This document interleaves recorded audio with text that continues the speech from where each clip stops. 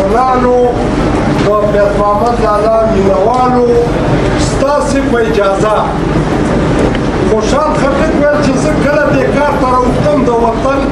نو هغه شعر ویلی و لنګرکوټ مغولو ورک لنګرکوټ مغولو ورک بیا په ننګ زه د افغان شو نو که موږ پښتانه شو موږ افغانان شو پنجابی او هندوستانی څه کړي که تا ته انګریز او جرمنی ټینګ شو ماله مخ پورته نشهیي مواد پاکستاني جرتیرانو ضیاءالحق له یو جاپانی راشي او پیسې ورکړي بوډره مونه ورکړي او بیا د خوات له دې خوا دا سرخیلو څخه شریکېره بوړه به تاسو لیدلي دا کارخانه په اتیایم کې ولګوله دلته لال پاچا بیا ناست دی دویمه په ساپو کې ولګوله او اوس موږ ګرځو زما کوڅه کې نشه خرڅېږي او چس خرڅېږي اک و بک دا اوس میلس دی بیا پوډر شل کاله پخوا یې راوړو لومړی دماکې د پېښور کانټیننټل مخې ته په یو افریدي ماشوم چې ګاډي کې کېنولی او دا یې پرې وکړله تاسې ته به هغه یاد دی دا یې دې وطن ته په اراده چرسم پوډر آیس دا د دهشتګردۍ برخې دي د هغې د بوتلو دپاره دا جوړوي او دا امن ټکي هم اوس په سړي ډېر بد لګي باره تېرو مقررینو بار بحث وکړو یو به په دې مغالطه ځان پوه کوو چې په کوم قوم په کوم ولس د ریاست لخوا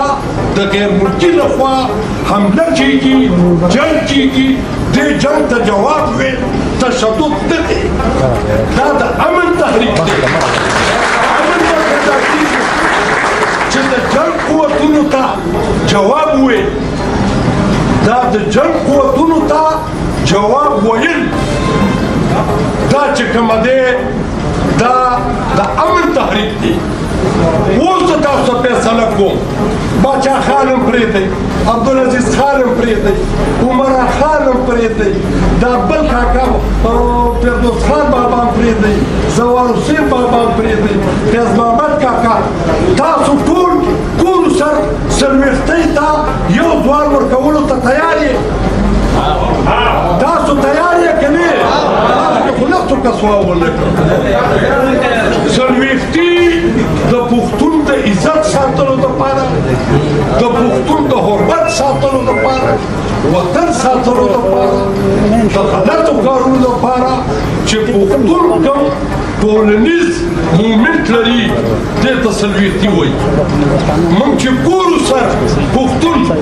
زه په اسفندیار خان غږ کوم په محمود خان غږ کوم په ایمن خان غږ کوم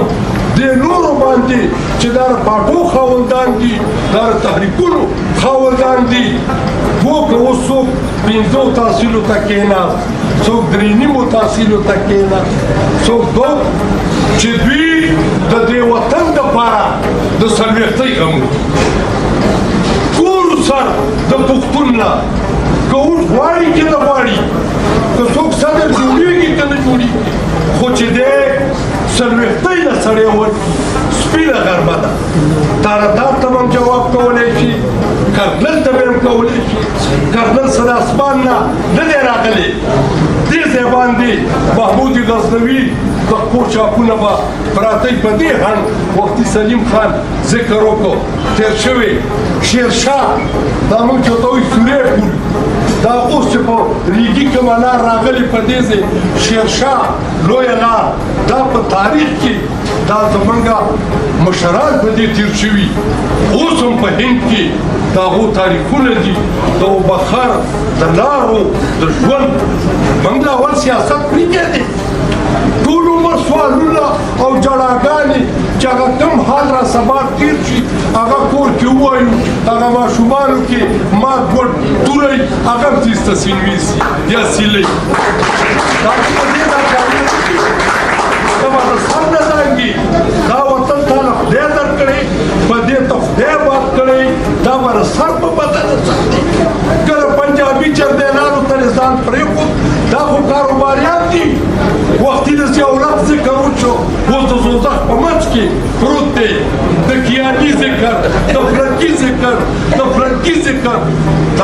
ټول هغه لعنت الله علی الکاذبین په دې دروغجنو دي د خدای لعنت دي خپل وطن یې رانه نیولې په خپل وطن کې موږ ځان هسې ښه سړي کړي اوس که ډېر تبلیغات وکړو دا نیمه ثوابۍ درته باسي که بیا یې د پنجپیري اواز وکړو نو دا 300 ثوابۍ چې کومه دا په څو نومې په دغه شي کې دا په ما چې یاد کړم پنجپیر کې دغسې ملا وګوره دغسې بل وګوره 12 مسلکي ګوندونه دلته حرکت کې دي باقاعده مرکزونه دي دا خو د اوس د عربو له باچار سره خدای ښه وکړي موږ د امریکې په خوښه دلته مدرسې جوړولې پاکستان چې جوړېده بنګلادیشو سره دلته 245 مدرسې وي 90% د سنیانو وي 4% د شیعګانو وي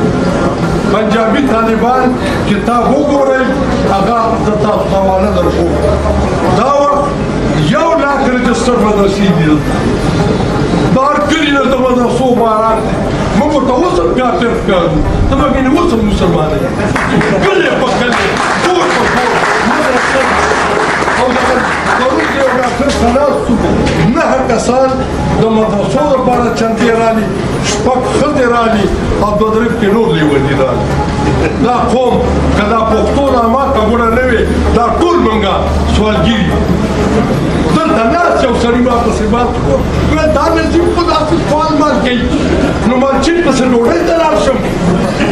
که جاپان ته پسې لاړ شم خدمت دلته کوم منډې دلته وام او ډوډۍ پسې به چین ته جاپان ته دا خو زما وطن وي ما د عربو په ساراګانو کې څه ډول